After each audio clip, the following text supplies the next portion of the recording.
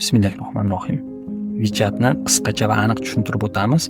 WeChat bu Xitoyda ishlab chiqarilgan va hozirgi kunga kelib butun dunyoga mashhur bo'lgan ko'p funksiyali mobil dastur hisoblanadi.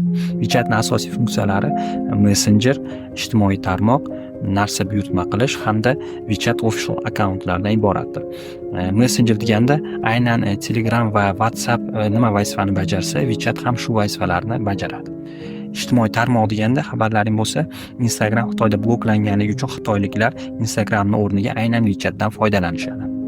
Narsa buyurtma qilish, ya'ni o'sha taksi chaqirish, oziq-ovqat buyurtma qilishlar uchun ham WeChatdan foydalanadi.